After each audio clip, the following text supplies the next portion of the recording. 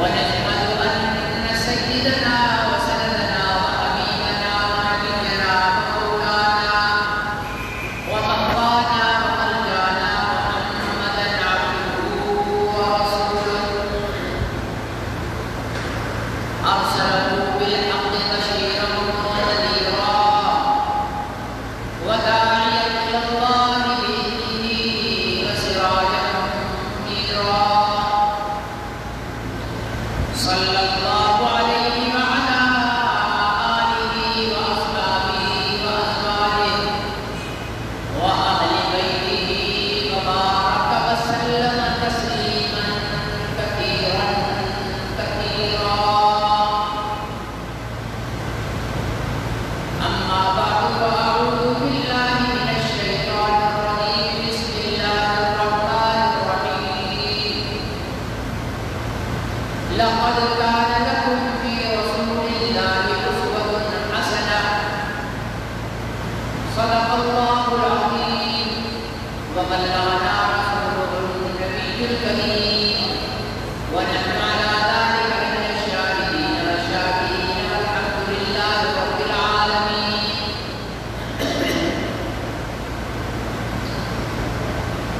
محترم بزرگوں اور بھائیوں،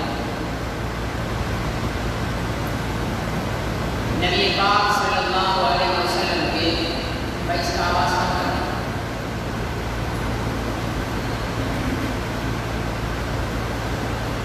اسوہ حسنہ سے متعلق گفتگو چل رہی تھی.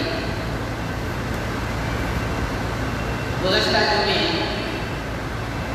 میں نے اس بات کی وضاحت کی تھی کہ اسوہ حسنہ کیا ہے. اسوہ حسنہ نبی پاک صلی اللہ علیہ وسلم کے خوبصورت طریقوں میں اسوہ کے معنی ہے طریقہ. پھر نبی پاک صلی اللہ علیہ وسلم کے طریقے نبی سنتیں دو قسم کی، ایک قولی اور ایک فعلی. یعنی قول اور فعل یہ دونوں نبی پاک صلی اللہ علیہ وسلم کی سنت ہے. ایک وہ کام ہے جو نبی پاک صلی اللہ علیہ وسلم نے کرنے کو فرمایا کہ یہ کرو، یہ ہے قولی. فعلی کا مطلب یہ ہے کہ جو حضور علیہ السلام نے خود کام کیا وہ فعلی ہے، عملی ہے. تو دونوں کا مجموعہ جو ہے یہ اسوہ حسنہ ہے، وہ قولی ہو یا فعلی. ہم جب مسلمان ہونے کی حیثیت سے اپنی زندگیوں کا جائزہ لیتے ہیں تو ہمارے اندر نبی پاک صلی اللہ علیہ وسلم کی سنتیں اور آپ کی تعلیمات برائے نام نظر آتی ہیں.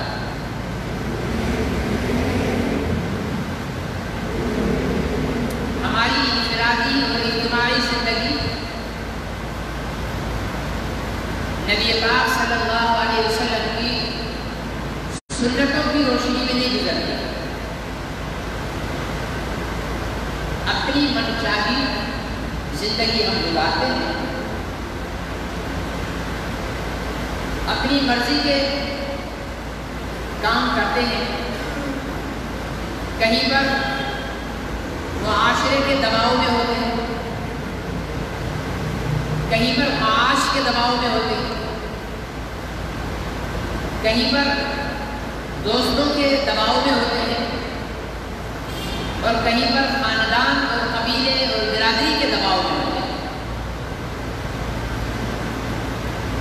اور یہ سوچ کر ہم نبی پاک صلی اللہ علیہ وسلم کی سنت کو چھوڑ دیتے ہیں کہ اگر میں نے یہ کیا تو گھر والے کیا بولیں گے، اگر میں نے ایسا کیا تو میرے دوست مجھ پر ہنسیں گے، اگر میں نے یہ کام نبی پاک صلی اللہ علیہ وسلم کی سنت پر عمل کیا تو میری برادری مجھ سے ناراض ہو جائے گی، اگر میں نے یہ کام نبی پاک صلی اللہ علیہ وسلم کی سنت کے مطابق تو میری آمدنی کم ہو جائے گی۔ کسی نہ کسی مصیبت کی آڑ لے کر ہم نبی پاک صلی اللہ علیہ وسلم کی سنتوں کو چھوڑتے ہیں۔ اور ہمارے ہاں جو سب سے بڑا بت ہے، ہم بھی مسلمان کسی نہ کسی معنی میں بتوں کے پجاری بن چکے ہیں۔ فرق یہ ہے کہ مشرکین مکہ یا ہندو آج کے جن بتوں کو پوجتے ہیں وہ مٹی کے بنے ہوئے سامنے نظر آ رہے ہوتے ہیں، لیکن ہم جنہیں پوجتے ہیں وہ نظر نہیں آتے۔ وہ خیالی بت ہمارے ہیں، برادری کا بت، خاندان کا بت، قبیلے کا بت۔ تو یہ کام تو ہمارے قبیلے میں کبھی ہوا ہی نہیں ہے۔ ایک خان صاحب عالم دین کسی بچی کو شک کی بنیاد پر کہ کسی لڑکے کے ساتھ جو ہے بدراہ ہے، قبائلی علاقہ، پکڑ لیا اور اس کا جرگے نے پیش رکھا اس کو مار۔ میں آپ تو عالم ہو، آپ تو عالم ہو، آپ بتاؤ کیا اسلام اس چیز کی اجازت دیتا ہے کہ شک کی بنیاد پر کسی کو قتل کر دو؟ کہنے لگے نہیں۔ پھر آپ اپنے قبیلے کو سمجھاؤ۔ کہنے لگے جی ہمارا پرانا صدیوں سے یہ ریت چلی آ رہی ہے کہ ہمارے قبیلے میں ایسا ہی ہوتا ہے۔ یہ قبیلے والی ریت جو ہے، یہ بت جب تک ہم اس کو نہیں توڑیں گے تب تک ہم دین پر عمل نہیں کر سکیں گے۔ کہتے ہیں کہ کچھ لوگ کسی دوست کی دعوت کر رہے ہیں، ٹھیک ہے، دوست کی دعوت، دسترخوان لگا، کھانا لگ گیا، تو اتنے اتنے بڑے ڈنڈے جو ہیں وہ کھانے کے ساتھ، پلیٹوں کے ساتھ اتنے اتنے بڑے موٹے موٹے ڈنڈے دسترخوان پر رکھ دیے۔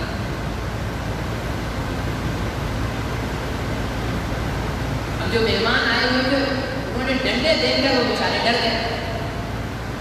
اللہ خیر کرے، کھانا کھانے کے بعد ان ڈنڈوں سے ہماری پٹائی ہوگی، کیا ہوگا؟ یہ ڈنڈے دسترخوان پر رکھنے کا کیا مطلب ہے؟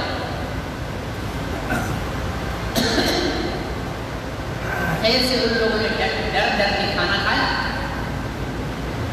کھانا کھا کر جب فارغ ہوئے تو جس نے بلایا تھا، دعوت دی تھی، اسے کہا کہ یار آپ لوگوں کا کھانا بھی ماشاءاللہ بہت اچھا، مہمان نوازی بھی بہت کی آپ نے، لیکن یہ ڈنڈوں کی منطق سمجھ نہیں آئی۔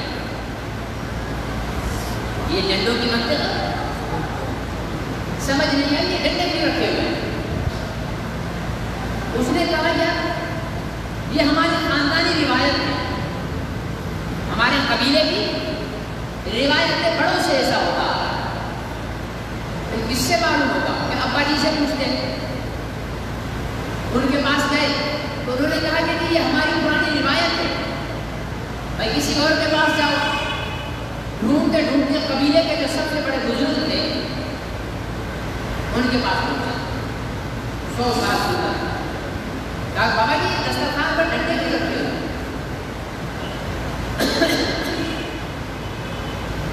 تو انہوں نے کہا کہ بھائی ہمارا قبیلہ مہمان نواز قبیلہ، جب بھی دسترخوان ہمارے قبیلے میں بکتا تھا تو دسترخوان کے تمام لوازمات دسترخوان پر رکھ دیے جاتے تھے تاکہ دسترخوان پر بیٹھے ہوئے کسی مہمان کو کوئی چیز مانگنے کی ضرورت نہ پڑے۔ بابا جی یہ تو صحیح ہے، لیکن ڈنڈے کی دسترخوان سے کیا ضرورت ہے؟ یہ لگے کہ پھر کھانا کھانے کے بعد ان کے خلال کی ضرورت پڑتی ہے، خلال کی ضرورت پڑتی ہے۔ آپ ہوٹل میں جائیں گے، جب پیمنٹ کریں گے تو وہاں پلیٹ میں خلال کے لیے جو اسٹک رکھی ہوتی ہے چھوٹی چھوٹی۔ کہا کہ شروع میں ہم چھوٹی چھوٹی تیلیاں بنا کر دسترخوان پر رکھتے تھے. لیکن ہم چونکہ مہمان نواز اتنے تھے کہ مہمانوں کے متعلق زیادہ سہولت سوچتے تھے. تو ہمارے بزرگوں نے سوچا کہ ہم اسٹک تو چھوٹی چھوٹی بنا کر رکھ رہے ہیں، لیکن کسی کے لیے اسٹک موٹی کی ضرورت ہوتی ہے، دانت کشادہ ہوتے ہیں، کسی کو باریک اسٹک کی ضرورت ہوتی ہے، اس کے دانتوں کے درمیان فاصلہ کم ہوتا ہے. تو پتہ نہیں ہم کیسی رکھ رہے ہیں. تو مشورہ کر کے طے یہ ہوا کہ ایسا کرو کہ اسٹکس نہ رکھو، سرکنڈا ہوتا ہے نا، سرکنڈا ہم سندھی میں اس کو کہتے ہیں کانا، ٹھیک ہے نا، اور جس سے قلم بھی بنتی ہے اور چھتوں میں بھی ڈالتے ہیں، کچی چھت میں ڈالتے ہیں سرکنڈا. کہا کہ سرکنڈے کے ٹکڑے کر کے دسترخوان پہ رکھو، جس کو جتنی ضرورت ہوگی اس کا چھلکا اتارے گا اور اپنا خلا بنا لے گا. کہ لگا ہمارے بڑوں نے یہ سرکنڈے رکھے تھے، بعد میں آنے والوں نے سرکنڈے کی جگہ پورے ڈنڈے رکھے، کیونکہ اس کی دین میں کوئی اثر نہیں ہے. قبیلے کی ایک روایت ہے تو بگڑتے بگڑتے کہاں سے کہاں پہنچ جاتی. تو میں نے عرض کیا کہ دین کے مقابلے میں جو بھی چیز ہمارے لیے رکاوٹ بنتی ہے وہ ہمارے لیے بت ہے، وہ بت ہے. اور بحیثیت مسلمان ہونے کے ہمیں اس بت کو توڑنا.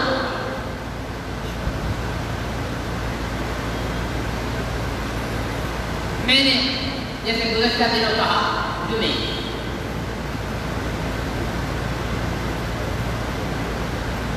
خودگی شادی یہ بھی ہمارا کوئی اسلامی طریقہ. حضور علیہ السلام نے فرمایا جب تم شادی کرو چاہے مرد یا عورت تو 3 چیزیں دیکھو. کتنی چیزیں دیکھو؟ 3. اگر مرد شادی کر رہا ہے تو دیکھے کہ لڑکی خوبصورت ہے یا نہیں، لڑکی مالدار ہے یا نہیں، لڑکی دیندار ہے یا نہیں. ٹھیک ہے، 3 چیزوں کو دیکھ کرنا ہے، خوبصورت ہو، مالدار ہو اور دیندار ہو. اور اگر لڑکی شادی کر رہی ہے تو دیکھے لڑکا خوبصورت ہو، مالدار ہو، دیندار ہو. اب آپ کے ذہنوں میں بجلی کی طرح بہت سارے سوالات کھڑے ہو گئے ہوں گے، لیکن حضور علیہ السلام نے کیا فرمایا؟ اہمیت دینداری کو دینا. اہمیت کس کو دینا؟ مرد ہے تو جس عورت سے شادی کرنے کا خواہش مند ہے وہ اس چیز کو دیکھے کہ یہ دیندار ہے. مالدار نہ ہو پرواہ نہیں، خوبصورت نہیں ہے پرواہ نہیں، دیندار ہے تو اختیار کر لو. عورت شادی کر رہی ہے تو جہاں اس کا ارادہ ہے اگر خوبصورت نہیں ہے، مالدار نہیں ہے، صرف دیندار ہے تو نبی پاک صلی اللہ علیہ وسلم نے فرمایا کہ اس کو اختیار کر لو، دینداری کو ترجیح دو. ایمانداری سے بتاؤ آج کل دینداری پر نظر بھی ہوتی ہے ہماری؟ نہیں. بچی دینی ہے، سب سے پہلا سوال یہ ہوگا کہ بچہ کیا کرتا ہے. 99.00 ایک بھی ایسا گھرانہ نہیں ہوگا جو جہاں بچی دے رہا ہو ان سے پوچھے کہ آپ کا بیٹا 5 ٹائم کا نمازی ہے، آپ کے بیٹے کے چہرے پر سنت رسول ہے، آپ کا بیٹا صبح اٹھ کر قرآن کی تلاوت کرتا ہے، آپ کا بیٹا آپ لوگوں کی فرما برداری کرتا ہے، حرام تو نہیں کماتا، روزی تو حلال کی ہے نا. آپ ایسا گھرانہ ڈھونڈ کر لے کے آ جاؤ. نہیں اللہ ماشاء کوئی ہزاروں لاکھوں میں ایک خاندان، ورنہ سب سے پہلی نظر یہ ہوگی کہ بچہ کماتا کتنا ہے. یہ نہیں کہ حلال یا حرام، نہیں، جیسا بھی ہے کماتا کتنا ہے. بچیاں خوش دولت سے نہیں رہتی، بچیاں خوش دینداری سے رہتی۔ آپ نے بیٹی دولت دے کر تو دے دی، ایک بے دین کو دے دی، ایک دنیا دار کو دے دی، اس کے مقابلے میں ایک دیندار کو نظر انداز کر دیا، لیکن وہ بچی ساری زندگی دکھوں میں گزارے گی، کیونکہ جس کو آپ نے دی ہے اسے دین کا علم نہیں، دین کو جانتا نہیں، اور بیوی کی حیثیت دین بتاتا ہے، بیوی کے حقوق دین بتاتا ہے، ورنہ یورپ کے ہاں تو بیوی کا تصور بھی نہیں ہے، بیوی کا تصور بھی نہیں ہے، وہاں ایک عورت ہے، آپ نے یوز کر لی، اس نے یوز کر لی، اس نے یوز کر لی، اس نے یوز کر لی، کتنے بوائے فرینڈز ہیں، دن مقرر ہوئے ہیں، آج پرانے بوائے فرینڈ نے ملنا ہے، آج پرانے، وہاں باپ اور ماں کا تصور نہیں، تصور نہیں۔ بیوی کے حقوق اور شوہر کے حقوق اسلام سکھاتا ہے، تو جہاں دین کا وہاں ہم نے بچی نہیں دی، جہاں دین نہیں تھا وہاں ہم نے بچی دے دی، مال بہت تھا، یہاں دیندار کے پاس مال نہیں تھا، ہم نے مال کی لالچ میں بچی دے دی، بعد میں تعویذ لینے کے لیے آگے مولوی صاحب کو تعویذ دے دیتے، بچی سکھی نہیں، بھائی بچی سکھی کہاں سے ہوگی؟ جس گھر میں تم نے دی ہے وہاں تو دین ہی نہیں ہے، اور عورت کو سکھ دین میں ہے، عورت کا سکھ دین میں ہے، اسلام میں ہے، اسلام کی تعلیمات میں ہے۔ ہمارے ہاں تو یہ رہا، ہم نے خاندانوں کے بت کھڑے کیے ہوئے نا، میں جڑ قبیلے سے تعلق رکھتا ہوں، میں بولوں بھائی میں نے اپنی بچی کو اپنے قبیلے میں بھی بیان ہے، باہر حرام،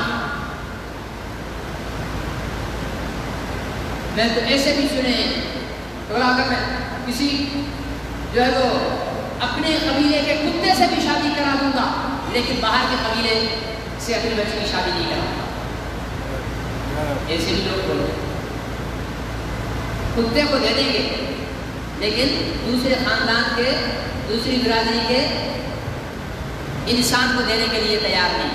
اس سے بڑی جاہلیت آج کے مسلمان کی کیا؟ میں نے پچھلے دن میں شاید عرض کیا تھا، ہم نے خاندان کو خود تیار کر رکھے، بیٹے کی شادی بھی اپنے خاندان کی لڑکی سے کرانی ہے، چاہے کیسے بھی کردار کی ہو، چاہے دین نہ آتا ہو، اور اس کے مقابلے میں دیندار گھرانے کی کوئی دوسری بچی ہے، باشرہ ہے، پردے والی ہے، دین اور سنت پر عمل کرنے والی ہے، لیکن چونکہ یہ باہر کے خاندان کی، ہم اس کو نہیں، بچی کی شادی کرنی ہے تو چاہے بچی کی چاہت بھی ہو، لیکن ہم شادی نہیں کرائیں گے کیونکہ خاندان سے باہر۔ اور نبی پاک صلی اللہ علیہ وسلم کا عمل کیا تھا؟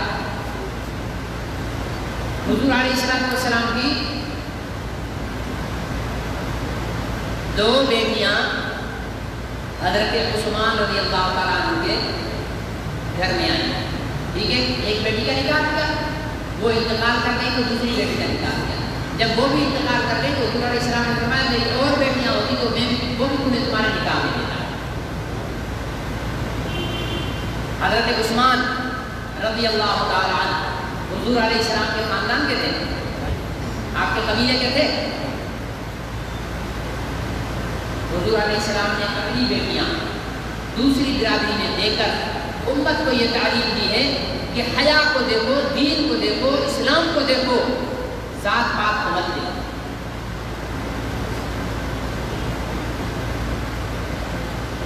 اچھا، پھر ماشاءاللہ ہمارے یہاں شادیوں میں روایات بھی بہت زیادہ ہے،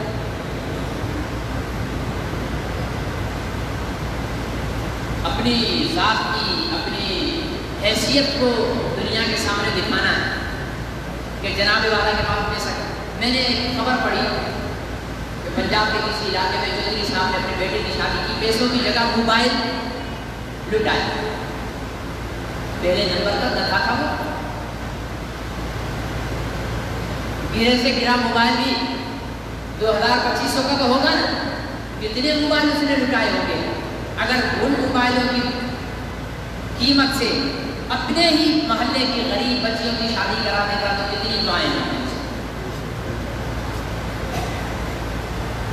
لیکن یہ کام نہیں کرے گی کیونکہ اس میں نام و نمود نہیں ہے, لوگ نہیں دیکھیں گے نا.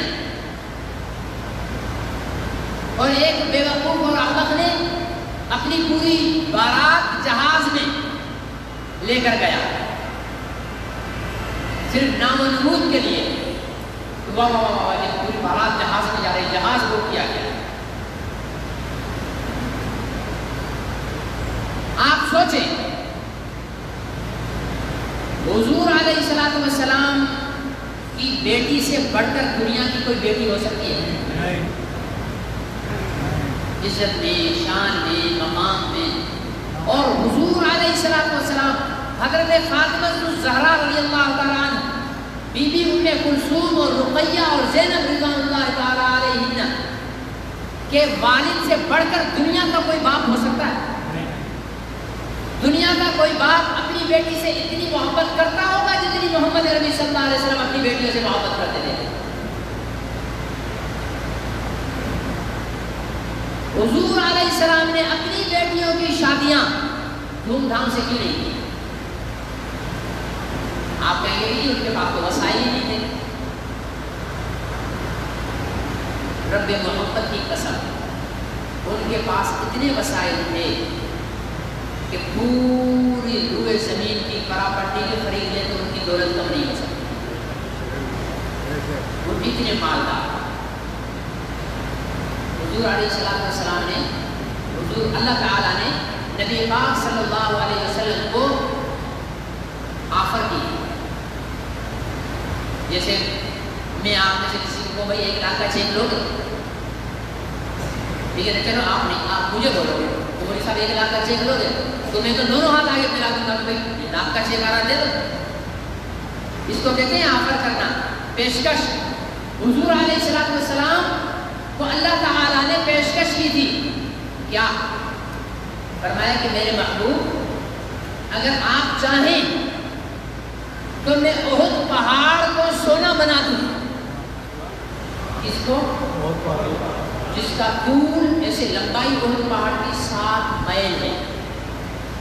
7 میل, 1 میل 1.5 کلومیٹر کا ہوتا ہے تو کتنے کلومیٹر بن گیا؟ اتنا لمبا پہاڑ, اور اونچائی جنہوں نے دیکھی ہوگی انہوں نے دیکھی ہوگی کتنا اونچا وہ پہاڑ ہے. اتنا اونچا پہاڑ. پیشکش یہ ہے کہ اگر آپ چاہیں تو اس پہاڑ کو میں سونے کا بنا دیتا ہوں.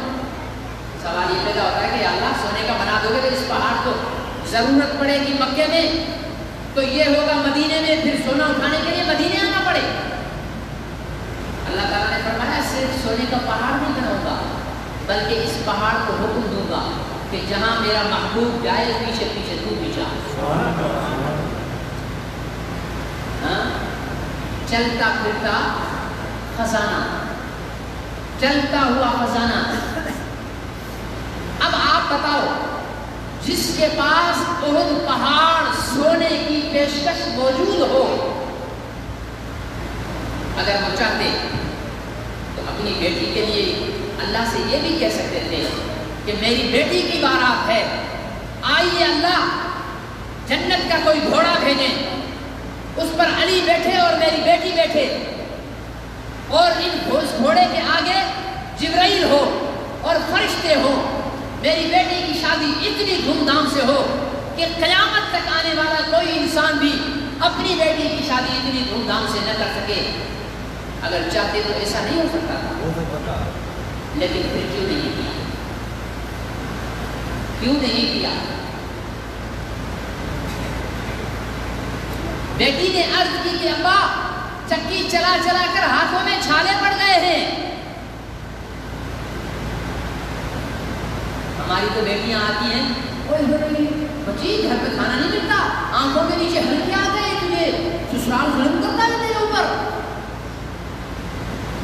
اور ایک ادھر دیکھو محمد عربی صلی اللہ علیہ وسلم, ابا جی ہاتھوں میں چھالے پڑ گئے ہیں. فرمایا بیٹی کوئی بات، یہ دنیا امتحان کی جگہ ہے، یہ دنیا امتحان کی جگہ ہے، کل جنت میں تو اور میں آرام کریں گے، یہ دنیا ہماری نہیں ہے، یہ دنیا ہماری نہیں ہے۔ ایک صحابی آئے، کپڑا اٹھایا، یا رسول اللہ دیکھو بہت بھوک لگی ہے، پیٹ پہ پتھر باندھا، شکایت لیا صحابی، حضور علیہ السلام نے اپنا کپڑا اٹھا کر دکھایا، 3 پتھر بنے، فرمایا صحابی تجھ سے بھی زیادہ مجھے بھوک ہے، کیا وہ دنیا کی آسائش اور راحت اور اطمینان اگر حاصل کرنا چاہیں تو نہیں کر سکتے؟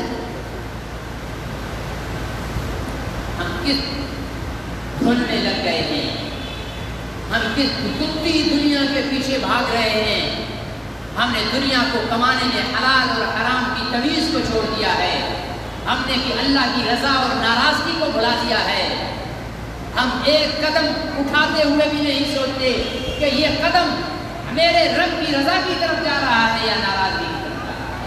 ہم اتنے اندھے ہو چکے ہیں دنیا کمانے میں، جس دنیا کے لیے حضور علیہ السلام خزانہ آیا، مال غنیمت میں خزانہ آیا، سارے غریبوں کو بلایا، تقسیم کر دیا، کچھ درہم رہ گئے، کچھ سکے رہ گئے، آپ نے باندھ کر رکھ دیے، ساری رات نیند نہیں آئی، ساری رات نیند نہیں آئی۔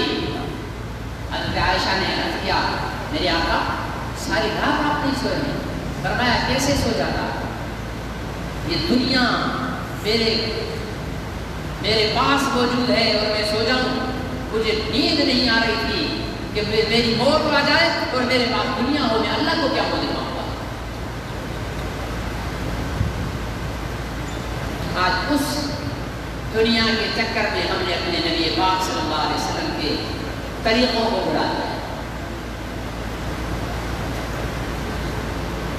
بیٹی کی شادی کرانی ہے، لسٹیں بن رہی ہیں، بیٹے کی شادی کرانی ہے، لسٹیں بن رہی ہیں، دعوت نامے چھپ رہے ہیں، دعوت نامے چھپ رہے ہیں، اس کے بغیر شادی دعوت نامہ بھی کیسا؟ پڑوس والے نے 50 روپے والا کارڈ چھپایا تھا، 200 والا چھپاؤ، پڑوسی نے 200 والا چھپایا تھا، 500 والا چھپاؤ۔ خدا کے بدلے دعوت دینی ہے نا، زبان سے بھی تو دی جا سکتی ہے، سب سے زیادہ اہمیت زبان کی ہے۔ یہ کارڈ وہ لوگ چھپاتے ہیں جن کے ہاں زبان کی قدر نہیں ہے، نہیں ہے، زبان کی قدر ان کے ہاں ہے ہی نہیں، ورنہ زبان کی قدر یہاں سے سمجھو کہ ایک کافر اس زبان سے کہہ دے لا الہ الا اللہ محمد الرسول اللہ، تو اللہ اسے کفر سے نکال کر اسلام میں داخل کر دیتے ہیں اس زبان کی وجہ سے۔ لیکن یہ ہماری قوم اس زبان پہ یقین نہیں رکھتی ہے، کارڈ بھیجو، کسی دوست کو فون کر کے دیکھ لو بچے کی شادی پر، یا میری بچے کی شادی آ جائے، نہیں آئے گا، نہیں آئے گا، کارڈ نہیں بھیجا۔ ارے 50 روپے والے کارڈ کی تیری نظر میں اتنی اہمیت ہے، 1 کروڑ سے بھی زیادہ کی قیمت ہے زبان کی۔ پوچھو اس سے جو بول نہیں سکتا ہے،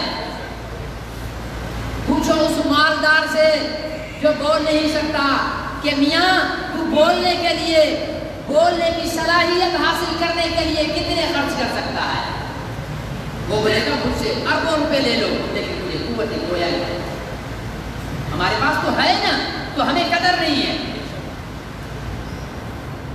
میرے عزیز دوستو اور محترم بزرگوں، شادی حال بک کرانا ہے، ماشاءاللہ آپ کو کاروبار بن گیا شادی حال۔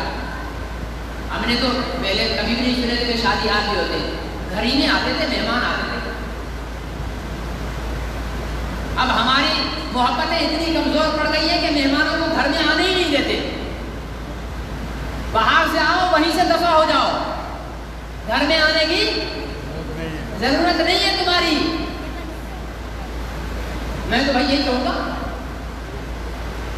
اپنے خاندان کے، برادری کے، اپنے عزیز اقارب ساروں کو وہی شادی حال میں پہنچ جانا، وہیں کھلایا پلایا چل رہے، بیٹی کو بھی شادی حال کے دروازے سے رخصت کر رہے ہیں، اپنے گھر میں بلاؤ،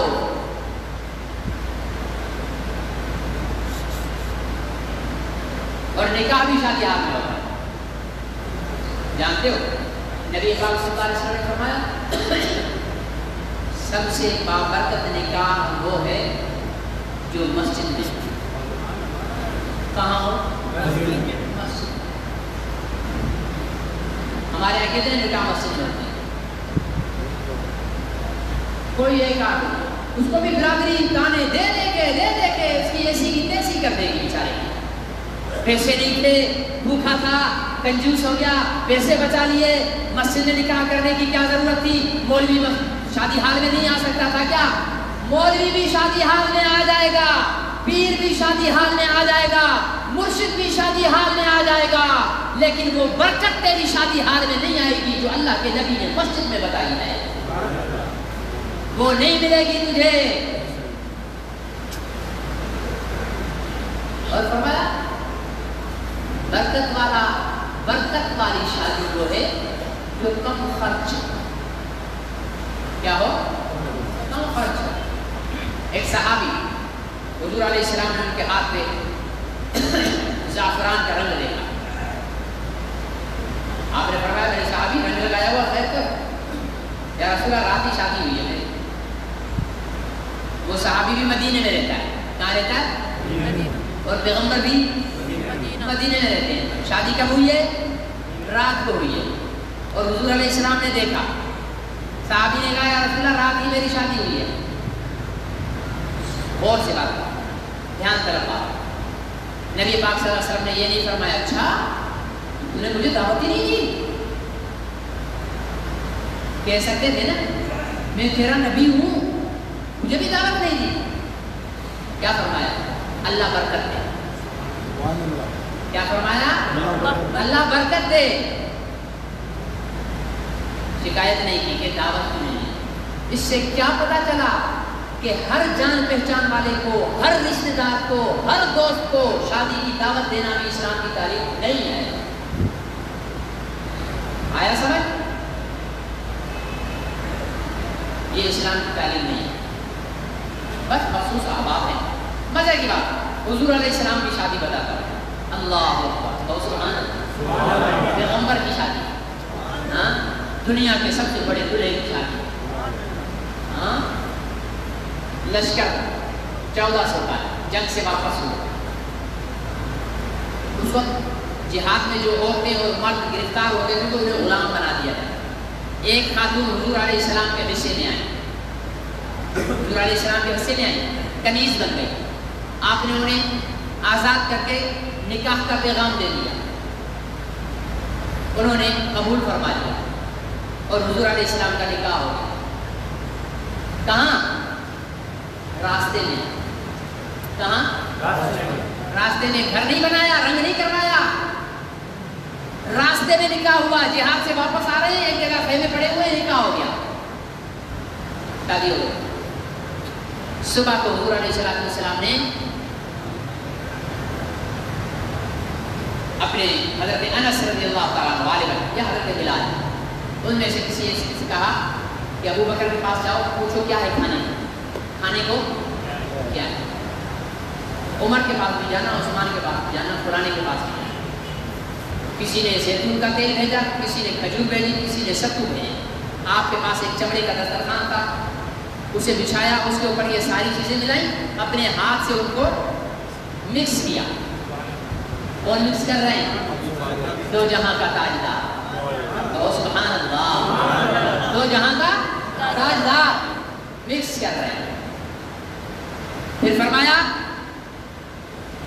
کہ یہ جو قریب قریب میں بیٹھے ہوئے نا ان کو بلا کے لیا۔ لشکر 1400 کا ہے، اتنا نبی پاک صلی اللہ علیہ وسلم کا لشکر نہیں تھا جتنی ہم شادی میں لوگوں کو بلا لیتے ہیں، ہے یا نہیں ہے؟ 1400 کا لشکر تھا، 10-15 صحابہ کو بلایا، فرمایا کھاؤ۔ کیا فرمایا؟ کھاؤ۔ یا رسول اللہ خیر تو ہے، کس چیز کی دعوت؟ فرمایا تمہارے نبی کا ولیمہ۔ آہستہ بولو سبحان اللہ۔ سبحان اللہ۔ اچھا لگتا ہے؟ فرمایا تمہارے نبی کا ولیمہ ہے۔ 1400 کے لشکر کو بھی پتہ نہیں کہ دو جہاں کے تاجدار نے شادی بھی کر لی ہے اور ولیمہ بھی کر لیا ہے۔ سبحان اللہ۔ صحابہ فرماتے ہیں لشکر کو پتہ ہے کب پتہ چلا؟ جب حضور علیہ السلام نے ایک نئی خاتون کو کچاوے میں، عورتوں کے لیے کچاوے بنے ہوئے ہوتے تھے، ایک باکس بنے ہوئے ہوتے تھے، ان پہ پردہ ڈلا ہوا ہوتا تھا، اس میں عورت کو بٹھا کے اس کو اونٹ کے اوپر رکھ دیا جاتا تھا۔ جب کچاوے میں حضور علیہ السلام اپنی نئی زوجہ محترمہ کو، کچاوا اونچا ہوتا ہے عورت نہیں چڑھ سکتی، تو آپ نے یوں گھٹنا رکھ کے اپنی زوجہ محترمہ سے کہا اس پر پیر رکھو اور کچاوے میں چڑھ جاؤ۔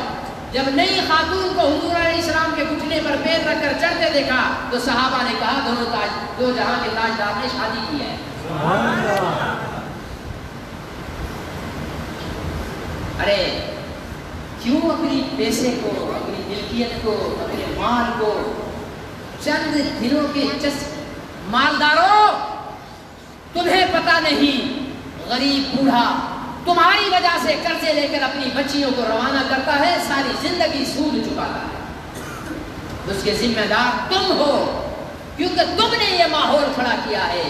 آج کا مالدار، آج کا دنیا دار، آج کا وڈیرا، آج کا پیسے والا اگر اپنی بچیوں کی شادیاں سادگی سے کرے تو نبی پاک صلی اللہ علیہ وسلم کی غریب امت کی بچیاں بھی جلد ہی اپنے گھروں کی ہو جائیں۔ بس اس پر پھر انشاءاللہ اگر زندگی رہی تو آگے چلیں گے۔ گزشتہ ہفتے کے دن آپ کے ملک میں ایک بہت بڑا سانحہ پیش آیا۔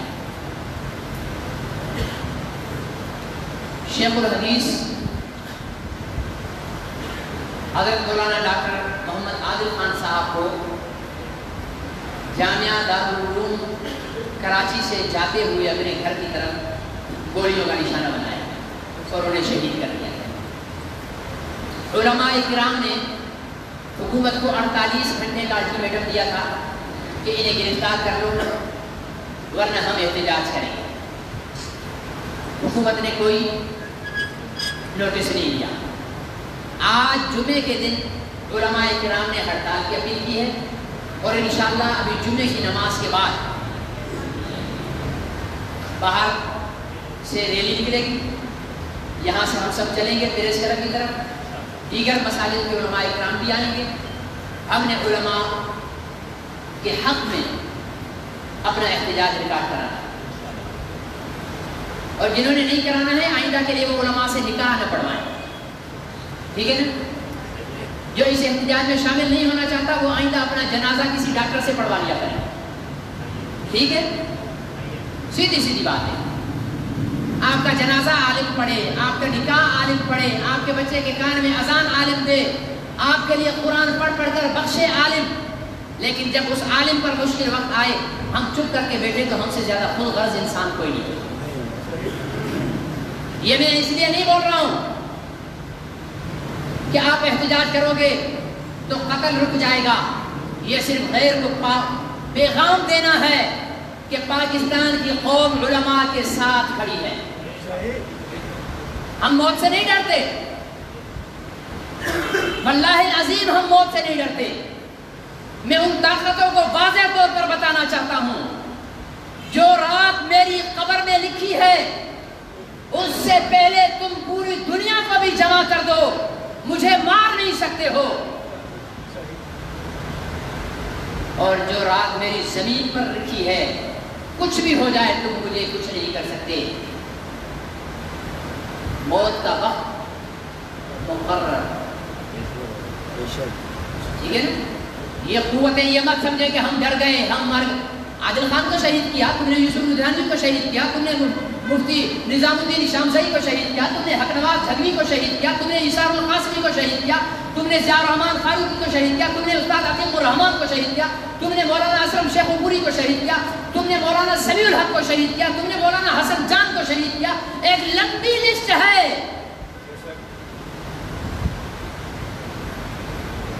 لیکن تمہیں ابھی بھی عقل نہیں آئی کہ اتنا شہید ہو جانے کے بعد بھی مولوی اپنے مشن سے پیچھے نہیں ہٹا اور نہ ہٹے گا.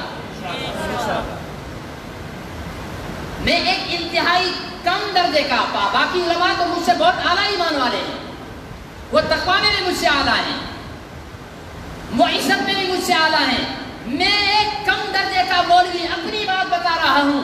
رب محمد کی قسم جب بھی کوئی عالم شہید ہوتا ہے میں اللہ سے دعائیں کرتا ہوں کہ یا اللہ مجھے بھی شہادت کی موت نصیب فرما. تو مجھ جیسا خسیس انسان اگر اللہ سے شہادت کی موت مانگ رہا ہے تو مجھ سے بڑے علماء تو ویسے ہی بے تاب ہیں. تم انہیں موت سے ڈرا کر حق کا راستہ بتانے سے ہٹا سکتے ہو, یہ تمہاری بھول ہے.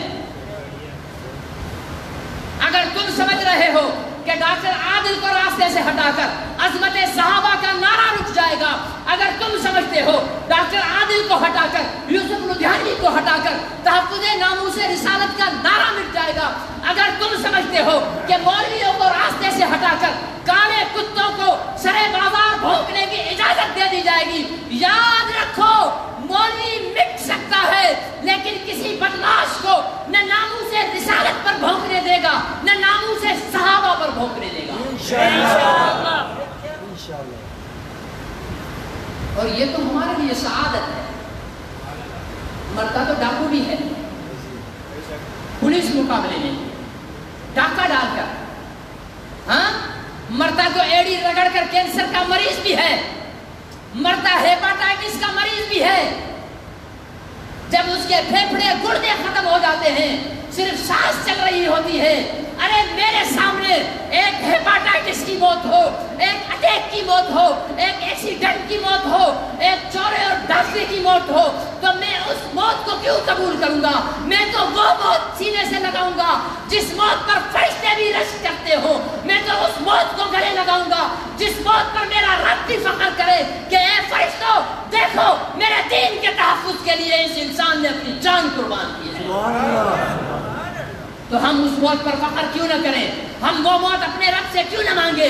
ہماری اول و آخر تمنا یہ ہے کہ اللہ اپنے دین کے راستے میں ہمیں شہادت کی موت دے, ختم نبوت کے تحفظ کی جنگ میں ہمیں شہادت کی موت دے, ناموس رسالت کے تحفظ کی جنگ میں ہمیں شہادت کی موت دے, صدیق اکبر کی صداقت کے تحفظ میں ہمیں شہادت کی موت دے, اماں عائشہ کے دوپٹے کی حفاظت کرتے ہوئے ہمیں موت آ جائے, عمر کی عدالت کو بچاتے ہوئے ہمیں موت آ جائے, امیر معاویہ کی سیاست کا تحفظ کرتے ہوئے ہمیں موت آ جائے, فاطمہ الزہرا کی رضا کا تحفظ کرتے ہوئے ہمیں موت آ جائے. رب محمد کی قسم ہے اس سے بڑی ہماری کوئی آرزو نہیں ہے. اس لیے خاطر جمع رکھو, ہمارے حوصلے پست نہیں ہیں.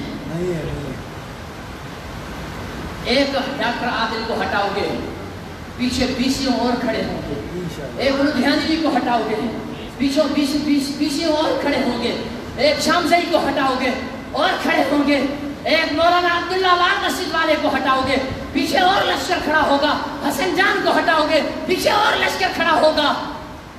یہ مولوی لوسن جانتے ہو؟ لوسن ہمارے ماموں ہوتے تھے مولانا جمال اللہ حسینی رحمت اللہ علیہ, اللہ تعالیٰ ان کی قبر پر اپنے انوار کی برسات فرمایا کرتے تھے مولوی کی مثال ہے لوسن کی. لوسن جانتے ہو؟ بخشی کاٹ دو پھر کاٹو پھر کاٹو پھر. اس لیے باقی قوم کے مذہبی پیشواؤں کو مار کر تم ختم کر سکتے ہو لیکن مولوی کو مار کر ختم نہیں کر سکتے. یہ مولوی ایک خون کا قطرہ زمین پر گرے گا, خدا اس خون کے قطرے سے ہزاروں مولوی دوسرے کھڑے دے گا جو تمہارے راستے میں سطح سکندری بنے گے. تمہیں کبھی اجازت نہیں دی جائے گی بھونکنے کی, تمہیں کبھی ناموس رسالت پر ہاتھ اٹھانے کی اجازت نہیں دی جائے گی. وہ لوگ کان کھول کر سن لیں, وہ اگر حکومت میں ہیں. مجھے تو افسوس آرمی چیف صاحب دامت برکاتہ العالیہ حضرت مولانا جاوید قمر باجوہ صاحب پر ہو رہا ہے کہ انتہائی افسوس ہوا. وہ ایک مالدار تھا, سیٹھ مسجد کو جھاڑو لگا رہا تھا. مولوی صاحب نے پوچھا, سیٹھ صاحب چودھری صاحب یہ کیا کر رہے ہو؟ کہ لگا آپ نے جمعے میں بتایا تھا کہ مسجد کی جھاڑو لگانے کا بہت ثواب ہے، میں نے سوچا یہ ثواب میں بھی کیوں کما لوں۔ مولوی صاحب نے اس سے جھاڑو چھینی، ایک طرف پھینکی، بولا مولوی صاحب، چودھری صاحب یہ ثواب غریبوں کے لیے ہے، تجھے اللہ نے مال دیا ہے پوری مسجد جا کر بنا، تجھے ثواب مسجد بنانے میں ملے گا۔ باجوہ صاحب گستاخی معاف، اگر جان کی امان ہو تو کچھ عرض کروں، آپ کا کام اظہار افسوس کرنا نہیں ہے، آپ کے اندر پرائم منسٹر ہے، آپ کے اندر چیف جسٹس ہے، آپ کے اندر لاکھوں کی تعداد میں فوج ہے، آپ کے اندر تیسیوں قسم کی ایجنسیاں ہیں، آپ پھر بھی افسوس کرو تو ہم ہی افسوس کر سکتے ہیں، اور کیا آپ کا تو کام قاتلوں کو پکڑنا ہے۔ سی سی ٹی وی کیمرہ میں آ گئے ہیں، ان کی شکلیں واضح ہیں، ویڈیو آ گئے ہیں، کیوں نہیں پکڑا جا رہا؟ اس لیے وہ قوتیں جو کوئی بھی ہیں وہ یاد رکھ لیں، ناموس صحابہ پر کبھی آنچ آنے ہم نہیں دیں گے، ناموس رسالت پر کبھی آنچ آنے ہم نہیں دیں گے، کٹ جائیں گے، مر جائیں گے، گولیاں کھا لیں گے، بیڑیاں پہن لیں گے، جیلوں کی سلاخوں کے پیچھے چلے جائیں گے، اپنے بچوں کو یتیم کرا لیں گے، اپنی بیویوں کو بیوہ کرا دیں گے، اپنے گھر مسمار کرا سکتے ہیں، لیکن عظمت صحابہ اور عظمت رسول پر کوئی سودے بازی نہیں ہوگی۔